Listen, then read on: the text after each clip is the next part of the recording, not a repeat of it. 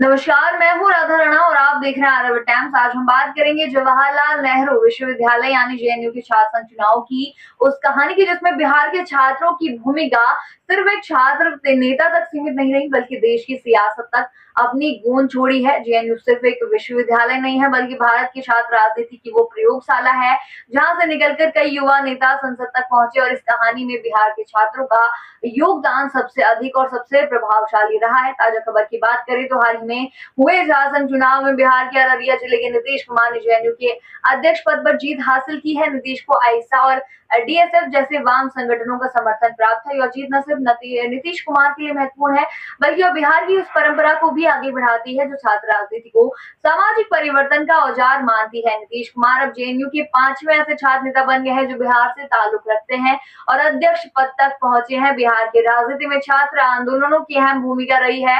Patna university से लेकर JNU तक बिहार के युवाओं ने हमेशा राजनीतिक बहसों में भागीदारी निभाई है। जेएनयू एक ऐसा संस्थान है जिसने न सिर्फ शिक्षाविदों और बुद्धिजीवियों को जन्म दिया है बल्कि राजनीतिक विचारधाराओं के लिए भी मंच तैयार किया। यहाँ से निकले छात्र नेता बाद में राष्ट्रीय राजनीति में चमके और कई तो विधानसभा और लोकसभा तक भी पहुंचे हैं।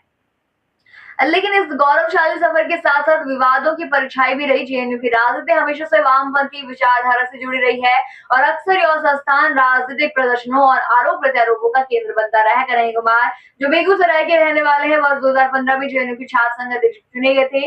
वे न सिर्फ अपनी राजनीति के लिए बल्कि बड़े विवाद के लिए भी सुर्खियों में आए जब उन पर देशद्रोह के आरोप लगे। जहां यह मामला देश भर में चर्चा का विषय बन गया और कन्हैया उस समय का सबसे चर्चित छात्र नेता बन गए। हालांकि बाद में वे कांग्रेस में शामिल हो गए और 2019 तथा 2024 के लोकसभा चुनाव में भी प्रत्याशी रहे। हालांकि उन्हें सफलता नहीं मिल सकी। बिहार के छात्र नेताओं की यह कहानी सिर्फ राजनीति में आगे बढ़ने की नहीं है, इसमें कुछ दर्दनाक मोड़ भी है। वर्ष 1994 में आईसा से जेएनयू के अध्यक्ष चुने गए चंद्रशेखर की हत्या वर्ष 1997 में शिवार में कर दी गई थी। जी हाँ, जिसमें एक होनहार छात्र नेता को बीच रास्ते में ही रोक दिया गया। चंद्रशेखर की हत्या के बाद न सिर्फ बिहार बल्कि पूरे देश के छात्र आंदोलनों में गुस्सा देखने को मिला था।